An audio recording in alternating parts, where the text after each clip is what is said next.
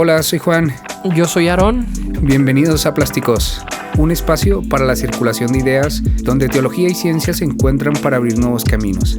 Biblia, evolución, muerte, interpretación, Dios, historia, drogas, eternidad son algunos de los temas que hablaremos. Te invitamos al viaje del cambio continuo. Quédate con nosotros. Hola, ¿qué tal? Pues estamos en el sexto episodio del podcast Plásticos. Hemos hablado de 5 temas muy interesantes. Les recomendamos que vayan a verlos si no los han visto.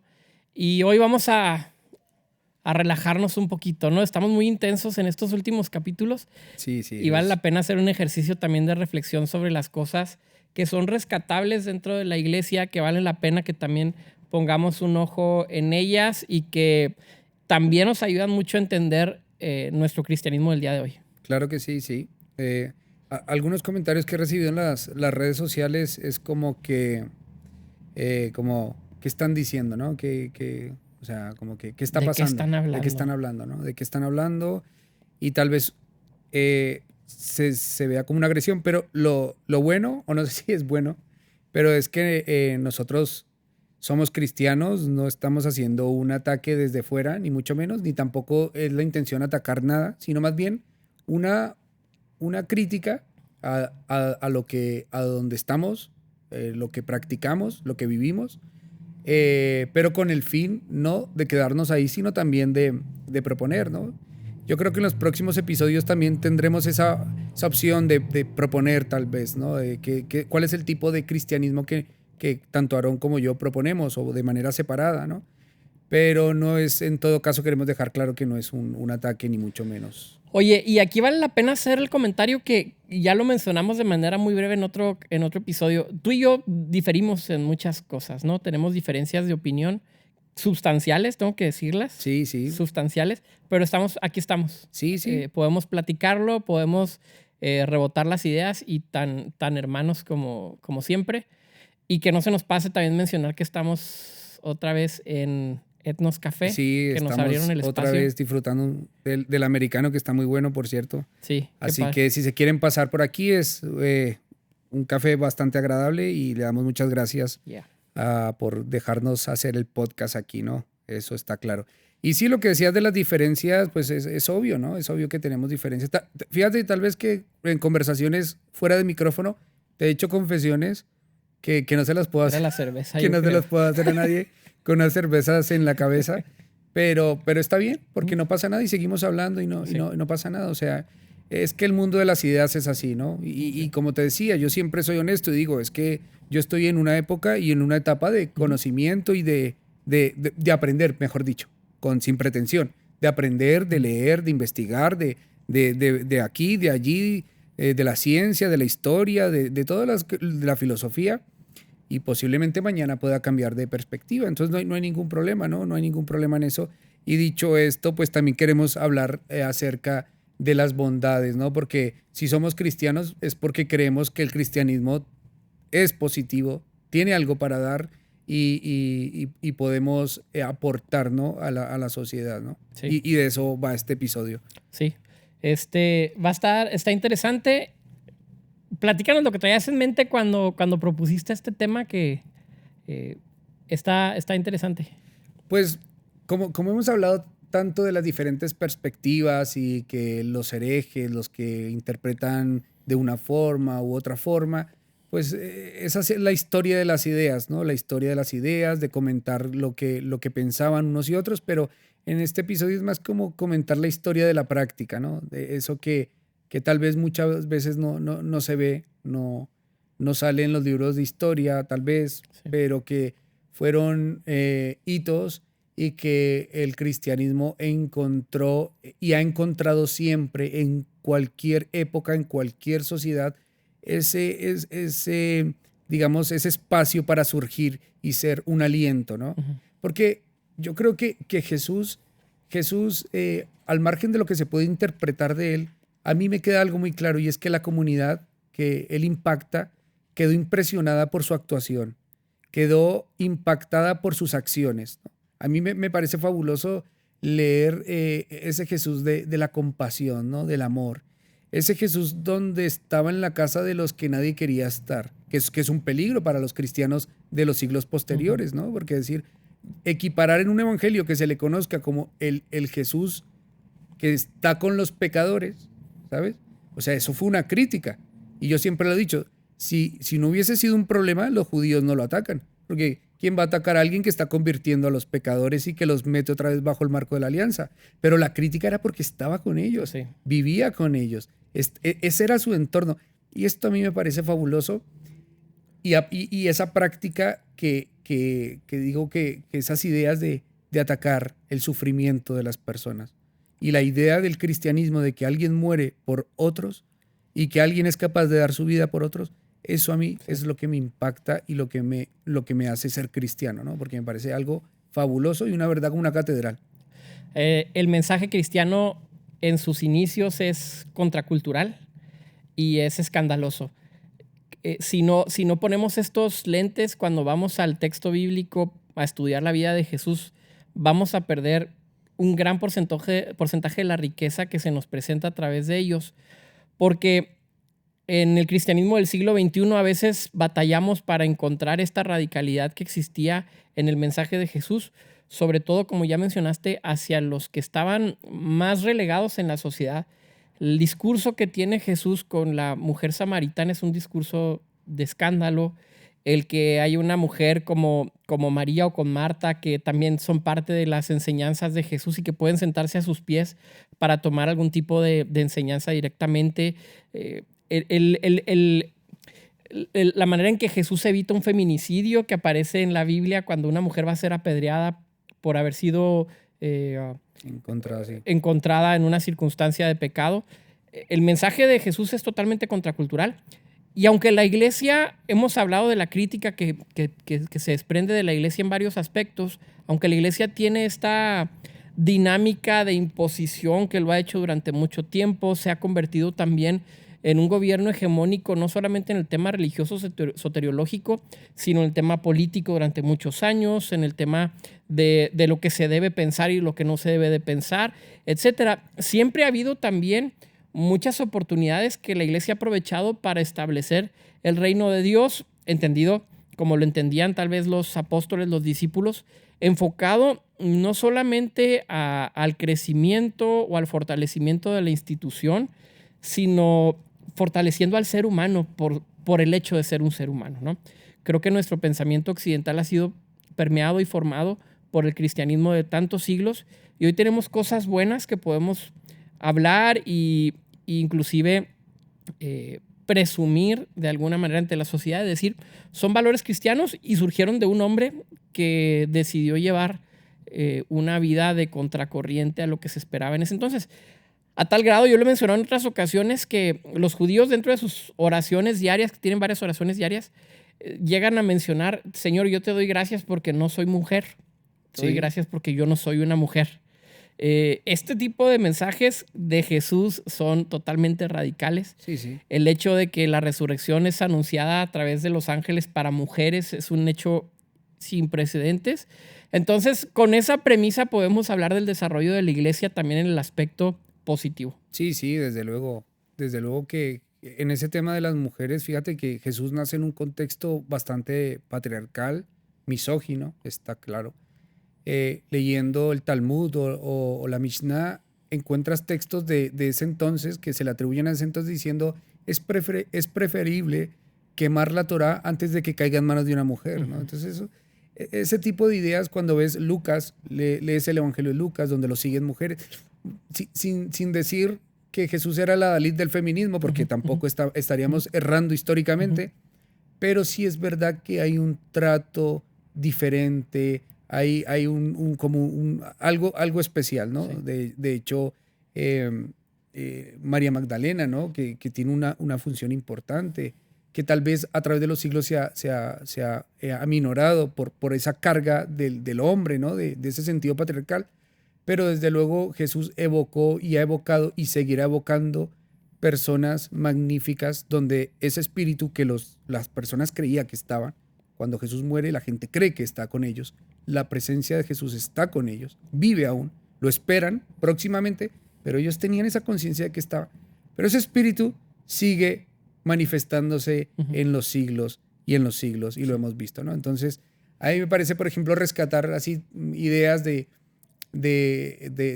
esa función o esa función astuta y necesaria y oportuna del cristianismo. Es como en el tema, por ejemplo, lo que tú lo mencionaste, de las mujeres, ¿no? En el mundo pagano, el tema de las viudas, por ejemplo, concretamente el tema de las viudas. En el mundo pagano, las viudas no tenían esos privilegios que comenzaron a tener dentro de la iglesia, ¿no? Una viuda se quedaba en esa condición y encima era arropada por la iglesia, por la comunidad cristiana. Y no solamente era arropada, sino que tenía un lugar de importancia en la comunidad. Le daban un cargo y con lo cual esto era muy atractivo. Entonces imagínate una mujer pagana quedar viuda. Podía quedar condenado a la prostitución o al abandono, a ver quién se casa con ella, pero ver que las viudas cristianas están ahí tranquilitas, se les mantiene, se les ama y encima tienen una responsabilidad, pues es que no había que predicarles mucho, porque veían una respuesta y dicen, lo necesito. Claro. Necesito ser cristiana porque es una protección para mi vida, ¿no? Sí. O el tema de las enfermedades, ¿no? Me acuerdo un relato de Galeno, que es el padre uno de los padres de la medicina en Roma en torno a mediados del siglo II, cuando vienen las grandes pandemias, tal vez el cólera. Él lo primero que hace es que escapa a una casa a las afueras. Se huye porque viene una pandemia, se están muriendo todos, como nos está pasando hasta hace muy poco, ¿no? Y él lo que hace es que huye. Pero la iglesia no lo hace. La iglesia comienza a cuidar a sus enfermos. Obviamente se contagian muchos de la iglesia, pero ese cuidado y ese estar ahí con ellos hizo que el porcentaje de muertos fuese mucho menor por los cuidados y las atenciones y los paliativos que podían darle. Entonces, fin de pandemia, el mundo pagano se reducía, pero el cristianismo o los que estaban dentro de la iglesia crecían. Entonces, digo, ese tipo de cosas, qué bonitas, ¿no? Qué bonitas resaltarlas, que fue una práctica cristiana. De hecho, hay un emperador romano, y con esto ya termino la idea, se llama Juliano, que le dice a sus sacerdotes paganos, el emperador Juliano le dice, ¿qué estamos haciendo? Imitemos a los cristianos, estamos perdiendo terreno, imitemos sus obras de amor, le dice Juliano a estos desgraciados, porque les tenía un odio enorme. Dice, ellos están creciendo es porque es evidente que están dando una respuesta, entonces imitemos sus instituciones, que son instituciones fraternas de amor, porque están captando mucha gente. Entonces, qué bonito esa respuesta, ¿no? Sí, exactamente. En el tema social de las personas que han sido relegadas, discriminadas, los menos favorables, siempre la iglesia ha estado ahí. Tenemos grandes instituciones formadas a lo largo de los siglos como instituciones paraeclesiales quizás, y esto sería un tema de análisis si esto es algo necesariamente acertado o no, pero existen y ahí están. Yo creo que sí, conozco una que se llama Amor Gratis. Amor Gratis, platícanos. Sí, no, Amor Gratis y muchas instituciones que trabajan con niños, como es el caso de Amor Gratis, de los desfavorecidos y que tratan de impulsar el tema de la educación. Y así la iglesia ha tenido movimientos que no solamente hacia los desfavorecidos, sino tratando de impulsar otras áreas importantes como el área de la filosofía, como el área de la ciencia, como el área de las universidades, que se dan en medio de controversias y se dan en medio de un pensamiento difícil de analizar en nuestro punto de vista en el siglo XXI. Pienso en que las universidades son impulsadas en el occidente por parte de la iglesia y el pensamiento cristiano, al mismo tiempo que estaban quemando brujas. Es decir, es un tema tan... Es un contraste, claro. Son contrastes muy interesantes que no podemos no mencionarlos. No. Pero vale la pena hacer mención de que nuestra sociedad como la conocemos tiene sus fundamentos en el pensamiento cristiano. De hecho, en el episodio anterior hablé en términos negativos de Lutero, refiriéndome que él habló de los judíos y que fue parte de ese antisemitismo horroroso, que eso hay que condenarlo, porque no está bien. A una persona, por más grande que sea, hay que decirle esto lo hiciste mal, o si yo hago algo mal, espero que me lo digan. Pero Lutero tiene una cosa brutal, y es que él traduce la Biblia al alemán, al alemán que se habla. Y la Biblia que traduce Lutero al alemán, y esa traducción que él hace, es la base de la lengua alemana. Entonces, o sea, hablar de esa riqueza, no solamente en términos religiosos o un contexto sacro o de fe, Lutero impactó la cultura alemana. Por un hombre de la iglesia impacta, ¿no? Y puede llegar a fabricar una base para el alemán, ¿no? Una lengua pues que hoy y siempre ha sido pues tan importante, ¿no? En la historia reciente. En los eslabones también que pienso sobre el tema de la educación, pienso en el tema también de los eslabones filosóficos, que bajo un pensamiento de la Edad Media, con todas sus limitaciones y con todas sus preconcepciones del mundo, del metafísicos también, sigue continuando eslabones de los pensamientos. Pienso en un libro que se llama, que de hecho para la revisión lo voy a estar comentando, se llama La ciencia de la Edad Media. Nos habla un poco del pensamiento de Orígenes y su relación con el desarrollo de la ciencia en la Edad Media. Nos habla de Dionisio de Areopagita, que también mencionándonos su aportación a la ciencia en la Edad Media, el libro de los 24 filósofos, y cómo con muchas limitaciones, sin el desarrollo del método científico, sin la revolución científica de Europa del Este en el siglo XVI, o sea, sin todas estas grandes pasos, permiten que el pensamiento científico siga su desarrollo, se convierten en eslabones que permiten también que como seres humanos vayamos desarrollando mejores condiciones de vida. Hablábamos en otro sentido también en otra ocasión sobre el tema del desarrollo del pensamiento capitalista a través del movimiento de los calvinistas. Entonces, la iglesia siempre ha estado dándole forma a nuestro mundo en cosas buenas, en cosas malas, pero la realidad es que cuando le rascamos un poquito podemos encontrar mucho más riqueza de la que a veces se nos ocurre que existe en el mundo. Sí, desde luego que sí. O sea, esas aportaciones buenas, necesarias de creyentes, de comunidades cristianas, hay que valorarlo mucho porque esa es la riqueza inagotable que tiene el repensar a Jesús, ¿no? Y muchas de estas ideas están inspiradas en Jesús, o hablar de un Francisco de Asís, ¿no? O hablar de esas personas que han dado su vida al servicio de otros, o que han dado su vida por el conocimiento, por ese amor, por esa pasión de descubrir, y que en esa fuente motivadora o de energía ha surgido y se ha dado a través de su fe, ¿no? Entonces, esas cosas hay que rescatarlas y actualizarnos y ver qué tenemos que darle nosotros hoy a la sociedad como cristianismo, ¿no? Y hablábamos en el episodio anterior que tal vez esa riqueza no termina de surgir por ciertas ideas que admitimos como únicas, ¿no? Y no exploramos esa riqueza, ¿no? Sí. Yo me he encontrado aquí, no voy a decir nombres, pero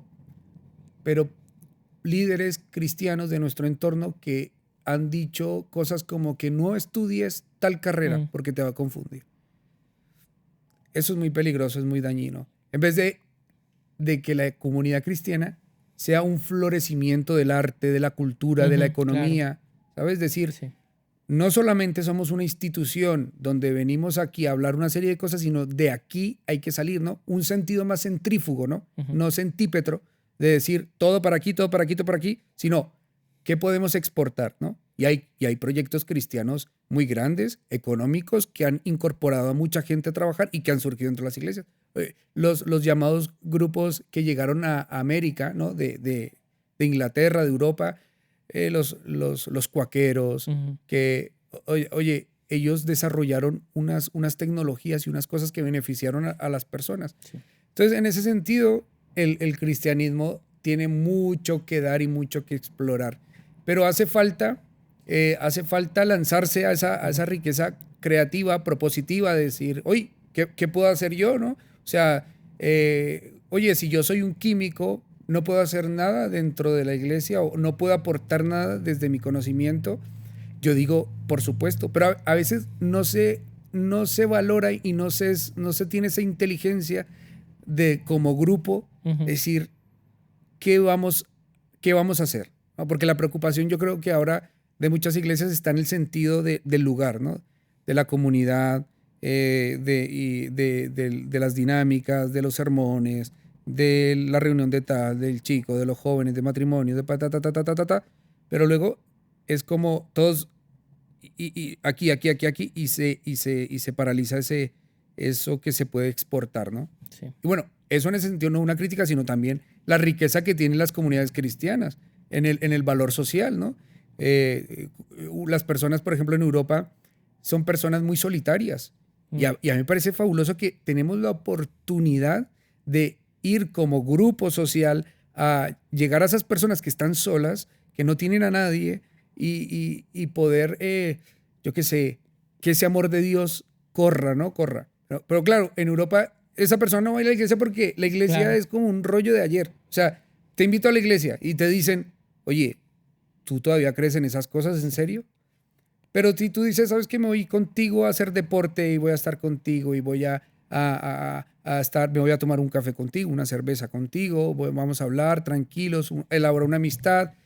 Yo creo que ese terreno está mucho por explotar, de decir, ostras, podemos hacer algo hacia afuera. No sé qué piensas tú. Porque claro, me interesaría aquí tu opinión porque tú eres pastor y trabajas actualmente sí. Con una comunidad claro. Y eso, ¿no? Pues mira, por ese lado sí es interesante tratar de evaluar el tema de la dinámica social o la dimensión social que tiene lo que creemos que es el mensaje del evangelio. Es decir, el evangelio no solamente es para el mundo que está por venir, sino que tenemos que hacer conciencia que tiene que tener repercusión en la sociedad. Cuando asumimos esta postura, entonces estamos más abiertos a lo que estás comentando, a abrirnos a que haya participación de parte de los que se dicen ser cristianos en las dinámicas sociales. Es el mismo Lutero el que va a mencionar este tema de que hay más gloria de un zapatero que hace mejor, que hace bien su zapato, a un gran predicador que hace malas cosas, ¿no? Junto con la reforma viene este impulso a que encuentres la manera de aportar a tu sociedad, de aportar al mundo, en una forma en que repercuta para bien. Creo que nos hemos disociado mucho en el mensaje del reino y el mensaje del evangelio a pensar que únicamente se tiene que reducir hacia mandar gente hacia allá arriba y que todo se solucione allá. Cuando la pregunta, como la mencionaba una persona que conocí hace algunos años, nosotros estamos diciéndole a la gente que hay vida después de la muerte, cuando la gente se está preguntando si hay vida antes de la muerte. Uh-huh. Y ahí tenemos grandes respuestas como iglesia que podemos aportar, que lo ha hecho la iglesia durante muchos años, pero que todavía tenemos muchísimo que explotar. Ministerios de misericordia, ministerios de ayuda hacia el prójimo, hacia el necesitado, hacia el extranjero, hacia la viuda, al huérfano, al pobre. Y tenemos que aprovechar esta riqueza que tenemos en la iglesia para impulsar de mejor manera lo que está ocurriendo al interior de nuestra iglesia, impulsarlo hacia afuera, lo que estabas mencionando. Como pastor tienes que desarrollar este olfato de la necesidad de tu comunidad para poder utilizar los recursos necesarios. Y así como surge amor gratis, necesitan surgir muchas otras cosas que traigan congruencia y traigan balance a nuestra práctica de fe cristiana. Sí, en muchos campos, porque no hay ninguna práctica incorrecta, ningún modelo incorrecto, ¿no? O sea, en el sentido de que no hagas malas cosas y no seas perjudicial, ¿no? Sí. Pero fíjate que en la experiencia que tengo cuando fui pastor, bueno, soy pastor, pero cuando fui pastor en el sentido más tradicional uh-huh. de estar en una iglesia, trabajando con personas, desarrollando todo el ámbito de lo que quiere decir en nuestro contexto ser pastor, uh-huh. pues yo en un momento me sentí un poco como incómodo para poder desarrollar las cosas que tenía en mente, ¿no? Por el contexto, no porque no pudiera hacerlo desde la iglesia, sino por el contexto en el que estaba, no podía, digamos, desarrollar tal vez lo que a mí me gustaba, que siempre fue estar con las personas de la calle, con el tema del necesitado. Y a mí tuve que tomar la decisión de salirme para poder trabajar en esto, y en su momento, como todo, pues tal vez no está bien visto, ¿no? Decir, bueno, me preguntan dónde está tu comunidad, y yo les decía, no, la gente del Raval, del barrio, que ellos son los que me dicen pastor, y lo que pasa es que es un tema diferente, uh-huh. es una cuestión diferente.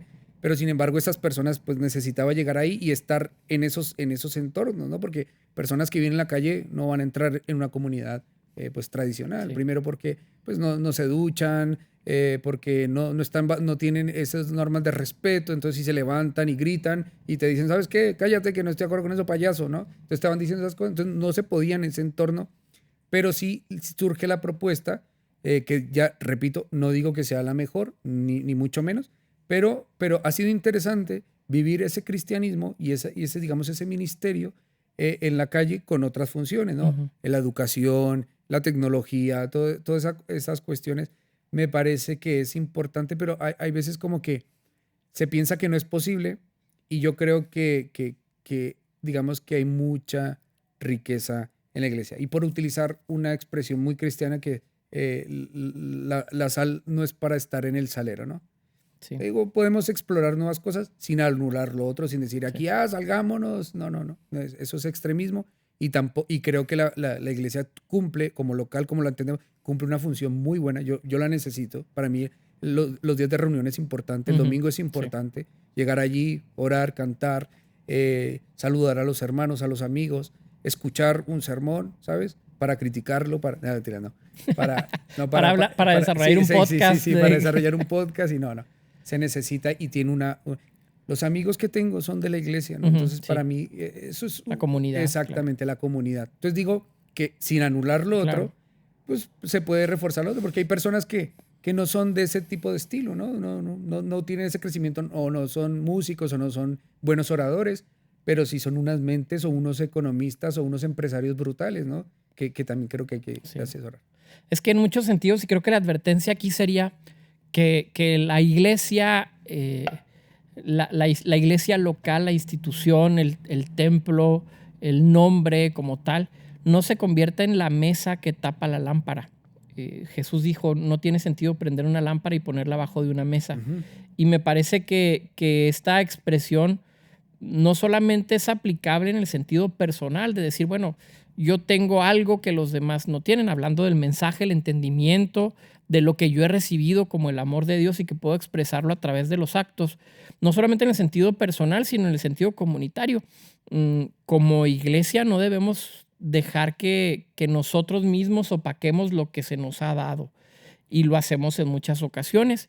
Por eso ahorita mencionaba hace unos momentos los ministerios paraeclesiales, aquellos que están a un lado de la iglesia.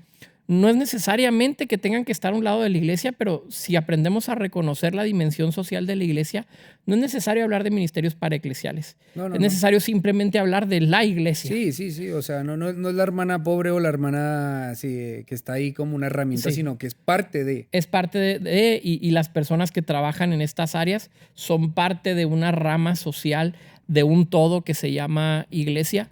Y la tentación viene cuando, como pastores, ahorita que hablábamos del tema pastoral, viene cuando buscas una acumulación personal. Una tentación que ha existido durante toda la vida, que muchos hombres y mujeres se han desviado de la capacidad de expresar las cosas que se tienen que expresar hacia un mundo de necesidad, y únicamente se ve por uno mismo. ¿Tenemos que ver por uno mismo? Claro que sí. Hay personas cercanas a nosotros. Yo tengo una esposa y tengo hijos, Claro, tengo que claro. ver por mí mismo, pero hay una diferencia entre solamente ponerme a mí en el centro de las actividades o entender mejor el evangelio y tratar de expresarlo hacia afuera. Repito que ha existido durante muchos años. La iglesia siempre ha estado ahí y vale siempre la pena aventarnos un clavado para ver cómo ha funcionado en temas sociales, en temas de esclavitud, en temas de la defensa de la mujer, en temas de la defensa de los trabajadores. Siempre ha habido por ahí un cristiano loco que ha tratado de impulsar las cosas y que cambien. Siempre ha habido muchos cristianos que dicen así están bien las cosas, Sí. pero el llamado sería, pues, escoge cuál bando vas a estar, ¿no? Sí. ¿Cuáles son los bandos que tú quieres pertenecer? Pues yo creo que hemos aquí reflexionado sobre este tema de la importancia de la actualidad, de la iglesia, de lo positivo que es el cristianismo y lo que puede seguir dando en este episodio. Así que, bueno, yo creo que nos vemos en la próxima entrega, ¿verdad? De Plásticos. Recordar las redes sociales, plásticos.podcast en Instagram, y en YouTube estamos como Plásticos Podcast. Y también vamos a estar subiendo esta semana pues libros, recomendaciones. También nos gustaría, la verdad, vamos a entrar en la recta final de esta primera temporada. No haremos más de 10 episodios. Entonces nos gustaría tener en cuenta las opiniones para los próximos o los siguientes que restan en esta primera temporada. Así que vienen sorpresas. También Sí. seguramente tendremos algún otro invitado, alguna otra disciplina más específica. Así que ya nomás, Aarón, pues un gusto nuevamente hablar contigo y nos vemos hasta la próxima entrega. Sí, igualmente, y sigan en redes sociales. Queremos escuchar la participación mucho de ustedes, ¿no? Que comenten, que nos platiquen qué les parece y que haciendo justicia a este espacio, pues que podamos también debatir si podemos hacerlo con civilidad y con una mente abierta. Claro, y si alguno quiere hacer alguna aportación, no, esto es broma, no. Ya voy a poner mi número de cuenta, pero no. Patreon. De momento no. Así que nada, muchas gracias y nos vemos el próximo episodio. Sale, nos vemos.